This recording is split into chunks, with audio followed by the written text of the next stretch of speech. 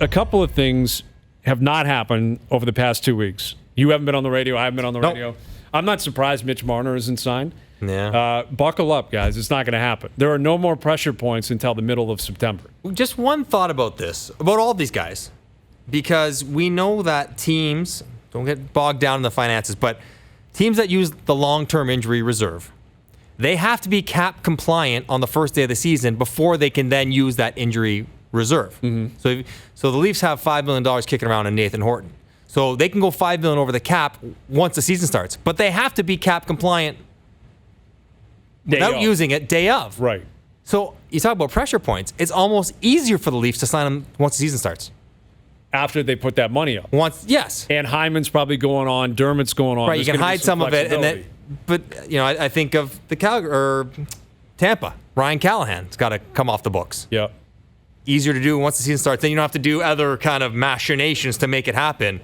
So these guys, you're right. I'm not surprised. No, man, it's not happening. And I think all of them. I mean, not everyone will get into training camp, but I wouldn't be surprised if of the Besser, Tkachuk, Laine, Connor, Point, Marner, Rantanen, Werenski, Provorov, McAvoy, we don't see 6 or 7 of those guys not sign when training camp starts. Right. So brace yourself for it. It's going to happen. Yeah. It seems so ridiculous to me. Like, I understand that's business and it's all about pressure points and leverage. But what are you waiting for? Well, that's the whole thing. Like, what are you waiting for? No one gives the best deal to the very end. Like, can we get to the very end then? Let's be better than that and be the... So, both parties, whatever the numbers are, I don't know what they are. Whatever they are, if he wants 10.5 on a five-year deal, and the Leafs want to give him 9.25 on a 6-year deal, you're going to saw it off. It's going to be 9.75, and you can argue with a 5 or 6. But I bet both parties have a pretty good idea where it's going to end up. Yeah. Probably should get there sooner rather than later. Well, and here's again why the Leafs, I got to believe... Not just Toronto. No, they're all in the same boat. They're all in the same boat. But the Leafs have been more open about their ambition to get the thing done. Yes. I haven't heard... Now, again, I don't live in Calgary, Winnipeg, Columbus, Denver... I don't recall hearing quotes or reading quotes from any of their GMs saying, we're dying to get this done. Got done by July 1st. By July 1st or before the draft. Yes. Kyle Dubas, the first opportunity he had to speak on this, he said, we're trying to get this done before the draft. Didn't happen. We're trying to get it done before July 1. Didn't happen. Now your work is done.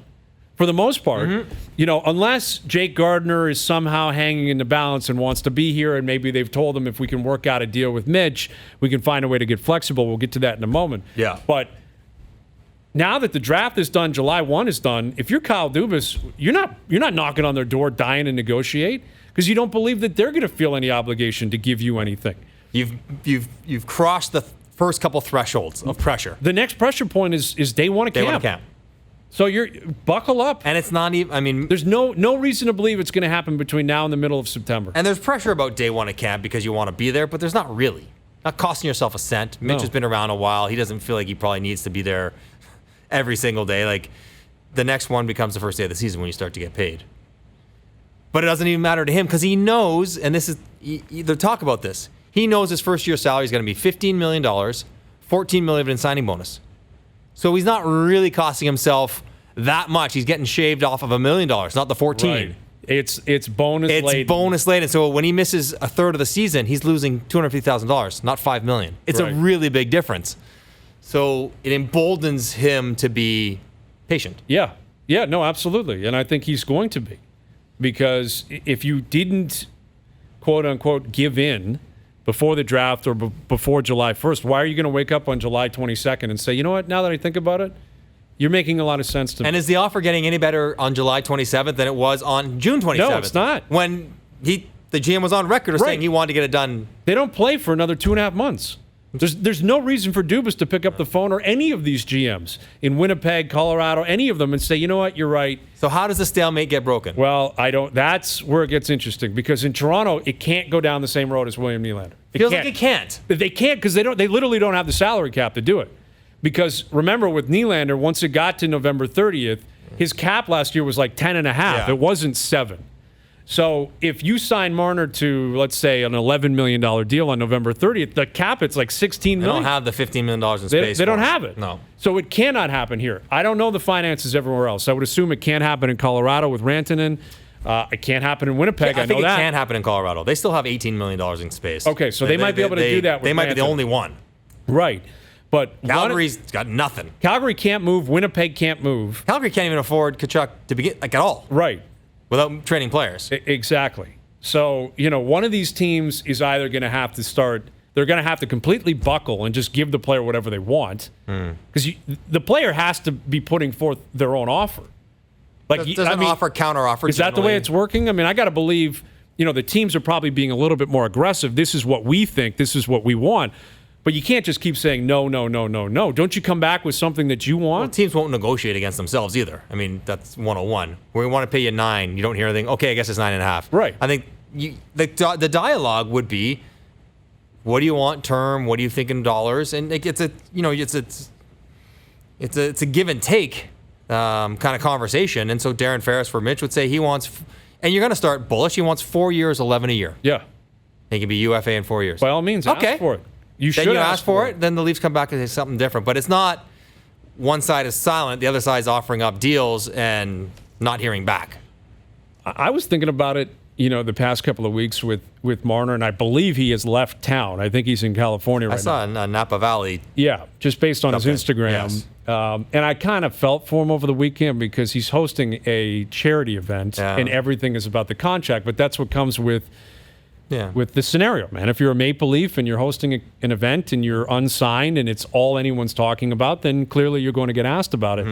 But if I'm him, if there was ever going to be a summer and maybe into a fall where I'm training in California, it's this one. Yeah. Because I guarantee you Matthew Tkachuk is not showing up in Calgary anytime soon. I guarantee you Mikko Rantanen is not in Denver. Werenski's not in Columbus. Yeah, the boys aren't in Winnipeg. You got to get out of here, man, because that's the difference between Marner and all these other players. He is a hometown kid. He cannot escape it. And if you keep telling people, like he did over the weekend, he didn't say much, and I didn't expect him to say much, but he did say, I want to be there for camp, and I expect to be there for camp. Be there for camp. Because if you're not, and you're hanging out, practicing at wherever you are, York University, or you're at Chesswood or something, guess what? The cameras are going to find you. Like Nylander was in Sweden. Nylander's like, you call me when I'm ready to fly over, but I'm not coming over before then. Okay, first of all, and you're right. Like, what else can Mitch Marner say? He said whatever he was supposed to, and everything he kind of had to, and nothing was surprising. I do find a little bit disingenuous when I'm not even paying attention. That's bogus. Of course it is. And I don't think anyone's going to hold it against him. Like, yeah, I'm following along. We're trying to work on it. It's your life, and it's $50 to $80 million. You're paying attention. So that part to me, like, come on. But the other part is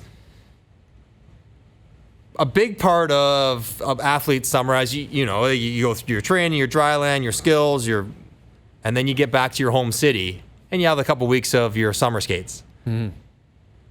And guys without contracts usually go to their summer skates. I wonder if he shows up at MasterCard, gear in the room. I don't see it. Equipment getting handled by the trainers, skates getting sharpened. Guess who else shows up? The media's down there. Yeah. And they're talking to players. Now, the players don't have to speak. Not all of them do talk. That's right. You have no obligation this But summer. I think there would be a part of me.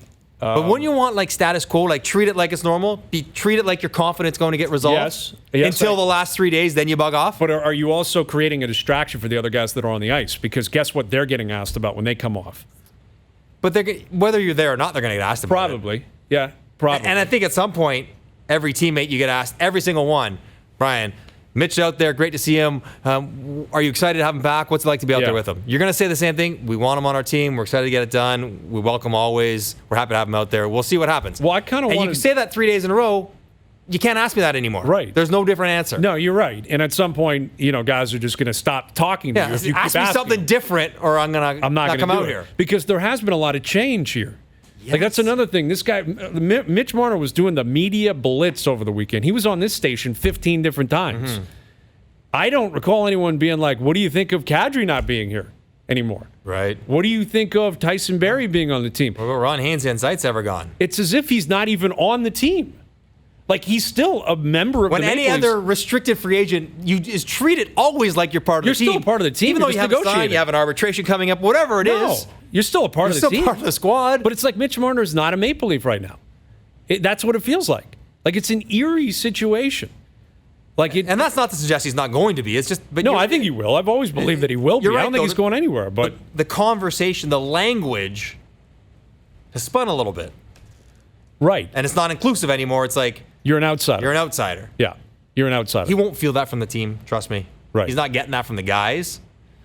But if you're, or his camp, or his, and this was always a challenge for homegrown guys. More so now than ever. More so when you're a star like Mitch Marner. I'm from Scarborough. I grew up 10 minutes away from the studio. I did not listen to sports radio when I played here. Like, I didn't drive to the rink listening to sports radio. Right. Guess who does? My family. Yes. My parents do. I got more calls from my mom. Mike, they said they're going to trade you today. I'm like, who's that? Joe from Scarborough. Yeah. I'm like, called in. Does he work it for the Leafs? Because otherwise, I'm like, the family hears it. Yes. And so if Mitch wants to get away from it, it's almost impossible for your family or your closest friends, buddies, agents to ignore that kind of stuff. It's impossible. So, and then it inevitably gets back to you. Yeah. Well, that's why that was completely disingenuous. Like, that was acting. He was putting it on that I'm not paying attention to it. I'm just having a fun summer. Come on, dude. Yeah. No one's gonna blame you for paying attention to your own life. I'm following my own contract negotiation closely. As you should be. Every single human would.